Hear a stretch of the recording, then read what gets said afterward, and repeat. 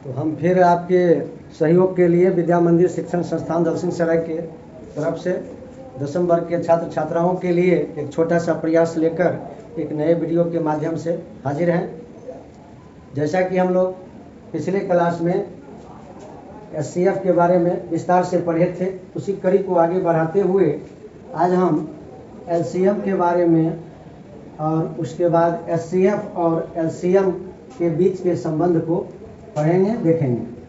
LCM, जिसको कि हिंदी में संक्षिप्त रूप में लॉसो कहा जाता है, लीस्ट कॉमन मल्टीपल या लघुत्तम समापवर्त। जैसा कि पिछले वीडियो में हम चर्चा किए थे, HCF में क्या होता है, अपवर्तक, और यहाँ होता है अपवर्त्य। ये अपवर्त क्या है, इसको हम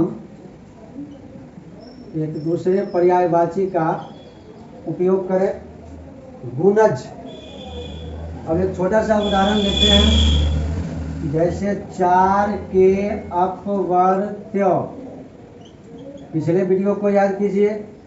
अगर हम यहाँ पर पढ़ें 4 के अपवर्तक 1 2 4, ये हम सीख चुके हैं। इसकी संख्या सीमित होती है, यानी 4 में इन्हीं 3 संख्याओं से पूरा भाग लग सकता है। लेकिन आज हमें पढ़ना है अपवर्त्य, यानी 4 से कटने वाली सारी संख्याएं, जो हम बचपन से ही 4 के टेबल के नाम से सीख चुके हैं, जानते आए हैं। इसका अधिकतम सीमा हम नहीं बता सकते हैं, न्यूनतम 4। ये अपवर्त हुआ, यानी ऐसी सारी संख्याओं का परिवार जो 4 से पूर्णतया विभाजित हो, उसे हम 4 के अपवर्त या 4 के गुणज कहते हैं। यहाँ इन्हीं अपवर्तियों का ही एक दूसरा रूप है लॉसो, जिसको हम कहेंगे। आइए, जैसे कि हम 4 और 6 का LCM सीखना चाहते हैं। इसका भी 3 तरीका है। आपने बचपन में सीखा होगा 4 और 6 को इस तरह से लिख के 2 दूनी 4, 2 तिया 6, आराम से आपने कह दिया 2 दूनी 4 तिया 12 हो गया। लेकिन इसकी व्याख्या इस तरह से देखिए, 4 के अपवर्त्य 4 8 12 16 20 और 6 के अपवर्त्य 6 12 18 24 ... अब इन दोनों का समापवर्त्य कॉमन देखिए 12। सबसे पहले 12 मिला। अगर हम आगे बढ़ते हैं, यहाँ 24 मिलेगा, फिर आगे बढ़ेंगे तो 36 मिलेगा, और इसका भी कहीं कोई उच्च सीमा नहीं मिलेगा। अब इन सबों में जो सबसे छोटा है, लघुत्तम समापवर्तियों में जो सबसे छोटा है, ये आपका लॉसो है। यहाँ भी देखिए भाग विधि से, यहाँ देखिए अपवर्त लिखकर। एक तीसरा तरीका देखते हैं, गुणनखंड विधि, जिस तरीका से हम HCF ज्ञात किए थे। अगर हम 4 और 6 का गुणनखंड करें तो क्या कह सकते हैं, 4 को 2 × 2 और 6 को कह सकते हैं 2 × 3। अगर इसको हम एक साथ कर लें तो 2 का स्क्वायर, 2 का पावर 1, 3 का पावर 1। अब LCM लेना है, क्या करना है, जो दोनों में मिल जाए। वहाँ भी था एचसीएफ में भी पढ़े थे, जो दोनों में मिल जाए और जिसका पावर कम हो। यहाँ जो दोनों में मिल जाए और जिसका पावर अधिक हो और जो नहीं मिले उसको भी शामिल कर लेना, यानी 2 दूनी 4 तिया 12। जो मिल गया तो उसका ज़्यादा पावर वाला, और जो नहीं मिला उसको भी रख लेना। ये गुणनखंड विधि से आप एलसीएम 2 संख्याओं का निकाल सकते हैं। इस तरह से हम एचसीएफ और एलसीएम निकालने का तरीका सीखे। अब देखते हैं एचसीएफ और एलसीएम में क्या संबंध होता है। तो एलसीएम एचसीएफ का सदैव एक गुणज होता है। ये कंपटीशन लेवल में आपको काम देगा। एलसीएम एचसीएफ का सदैव एक गुणज होता है। अब जैसे देखिए, आपसे एक सवाल पूछा जाए कि किन्हीं 2 संख्याओं का एचसीएफ 15 है, तो क्या उन दोनों का एलसीएम 100 या 110 हो सकता है? कहेंगे नहीं। क्यों? हम आपको कह रहे हैं एचसीएफ 15 और एलसीएम 100। क्या यह स्थिति संभव है? नहीं है संभव। क्यों? इस नियम के अनुसार 115 का गुणज नहीं है, इसलिए यह स्थिति संभव नहीं। अब हम लोग ये देखें कि जैसा कि बहुत पुराने सिलेबस में 1990 के आसपास के सिलेबस में, सप्तम वर्ग के सिलेबस में था कि जैसे आपको पूछा जाए कि 2 का पावर -5 और 2 का पावर -8, अब इन 2 संख्याओं का एचसीएफ क्या होगा और एलसीएम क्या होगा। आइए एक पहले पॉजिटिव पावर में देखते हैं। छोटा सा उदाहरण, 2 का पावर 2 और 2 का पावर 5। यदि इन दोनों का एचसीएफ पूछा जाए और एलसीएम पूछा जाए, तो देखिए ये तो अपने आप फैक्टराइज है और घातीय रूप में व्यक्त है। तो इन दोनों में कम पावर वाला, जैसा कि हम लोग अभी अभी सीखे, कम पावर वाला एचसीएफ अगर बेस इक्वल है तो, और ज़्यादा पावर वाला एलसीएम, तो हो गया एचसीएफ हो गया 2 का पावर 2 और एलसीएम हो गया 2 का पावर 5। अब देखिए, अगर इसी नियम का उपयोग यहाँ करें तो अब हमको ये देखना है कि -5 और -8 में छोटा कौन है। स्पष्ट है कि -8 छोटा है, तो इसलिए ज़्यादा पावर वाला एलसीएम और कम पावर वाला एचसीएफ। तो कम पावर वाला एचसीएफ और ज़्यादा पावर वाला एलसीएम। यह जानकारी आपके सिलेबस में नहीं है, चाहे वो एनसीईआरटी का है या कोई दूसरे प्रकाशन का। ये ऋणात्मक घात वाली संख्या के विषय में कोई जानकारी नहीं है।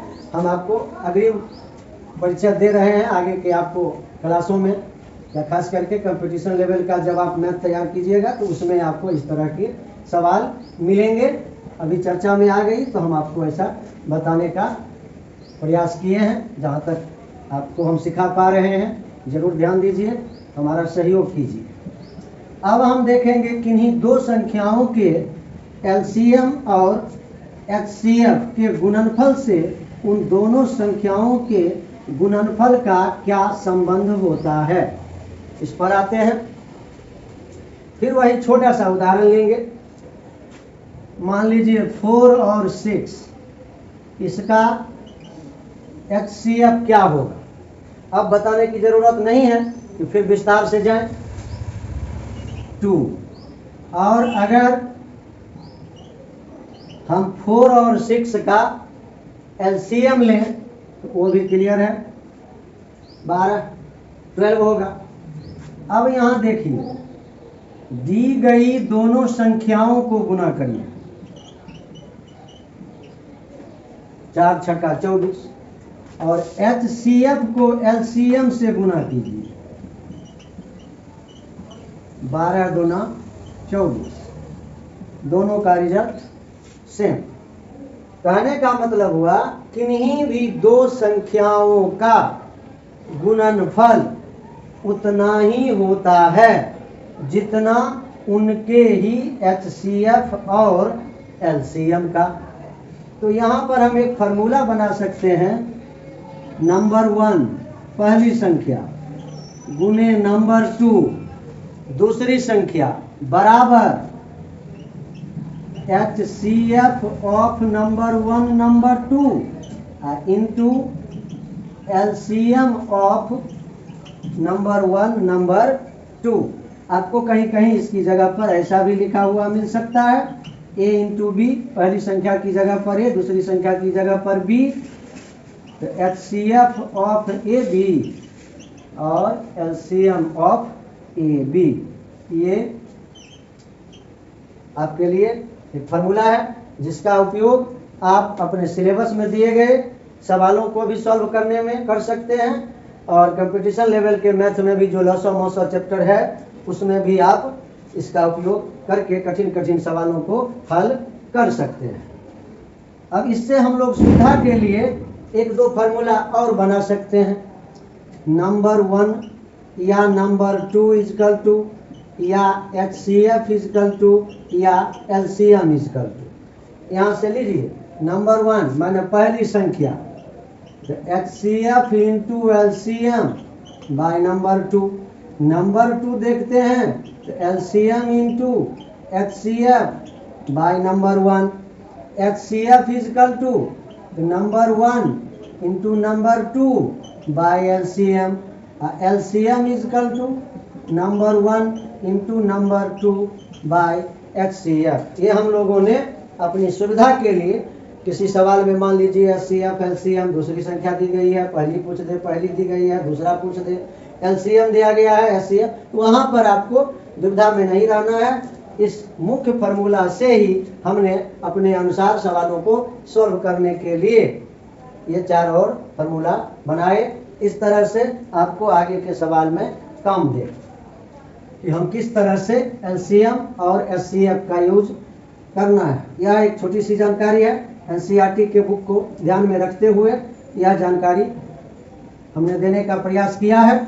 इसमें भी बहुत बातें हैं जो आपको आगे के दिनों में मिलेंगी, और तब तक आपके दिमाग का उतना विकास हो जाएगा कि आप खुद उस पर सोच सकते हैं। तो आगे के सहयोग में देखा जाएगा, जैसा होगा वैसे। अभी हमारा ध्यान मुख्य रूप से सिलेबस पर आधारित है, सहयोग सिलेबस पर आधारित है। अब इसमें देखिए एक सवाल है आपके NCERT के बुक का जिसमें HCF है कि दर्शाएं कि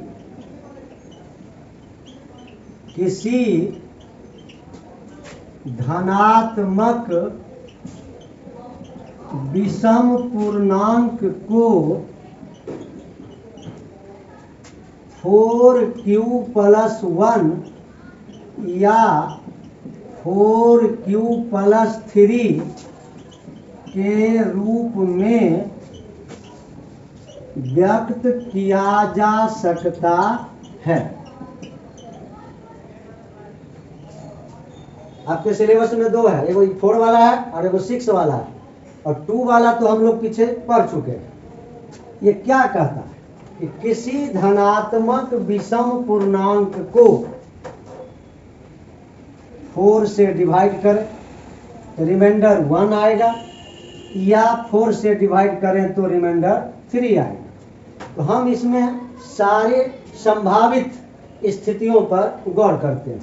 किसी धनात्मक विषम पूर्णांक मान लेना है, माना ए कोई धनात्मक विषम पूर्णांक है, तो हम यूक्लिड विभाजन प्रमेयिका में देखे थे कि किसी भी धनात्मक पूर्णांक को यानी a को BQ+R के रूप में व्यक्त कर सकते हैं, तो इसे भी कर सकते हैं। इसलिए इसे A = BQ+R के रूप में लिखा जा सकता है। अब देखिए यहां पर क्या है, 4q + 1 यानी 4 से डिवाइड करना है। तो हम यदि भाजक की जगह पर यानी b की जगह पर 4 रखें तो क्लियर है कि r यानी शेषफल क्या क्या हो सकता है, बस 4, 0, 1, 2, 3। अब इन चारों स्थितियों पर हम देखते हैं, चर्चा करें कि जब r 0 होगा तो a बराबर क्या होगा, 4q + 0 यानी कि 4q। अब 4q को हम लिख सकते हैं 2 × 2q, यह भाजक है और यह भागफल है। 4q को 2 से डिवाइड करेंगे तो क्वोशेंट हमारा 2q आएगा। अगर हम इस भागफल को m मान लें, यहाँ पर में q लिया गया है तो चूंकि हम यहाँ q का प्रयोग कर चुके हैं इसलिए m लिखे, तो क्या आ गया 2m। और 2m किसका व्यापक रूप है, सम का, जो पीछे के वीडियो में क्लास में हम लोग पढ़ चुके हैं। अगर हम r = 1 पर में विचार करें तो a = 4q + 1 लिख सकते हैं। और 2m + 1 जो है वह विषम पूर्णांक का व्यापक रूप है। अगर हम r = 2 लें तो a = 4q + 2। अब यदि इसमें हम 4q की जगह पर 2m लिखें फिर +2, अब इसमें 2 कॉमन ले लें तो m + 1 यानी 2 × समथिंग, जिसको अगर हम 2k लिखें तो फिर ये सम के रूप का हो गया। अब यदि हम r = 3 लें तो a आ जाएगा 4q + 3। 4q की जगह पर हम लोग 2m लिखना सीख चुके हैं, प्लस 3 की जगह पर लिखें 2 + 1। अब इसमें 2 कॉमन ले लें तो m + 1, ये +1 और फिर 2, m + 1 की जगह पर k लिए हैं +1, तो फिर ये 2k + 1 जो है वह विषम के रूप में आ गया। अर्थात आप गौर से देखिए 4q + 1 और 4q + 3, यहाँ भी देखिए 4q + 1 का रिजल्ट क्या है, विषम। 4q + 3 का रिजल्ट क्या है, विषम। यानी हम कह सकते हैं किसी धनात्मक विषम पूर्णांक को हम यदि 4 से भाग दें तो शेषफल 1 ही आएगा या 3 ही आएगा, 0 या 2 कभी नहीं आएगा। इस तरह से यह कथन सिद्ध हो जाता है। बाकी यहाँ पर अगर 6 का यूज किया जाए तो उसका प्रयास आप खुद कर सकते हैं।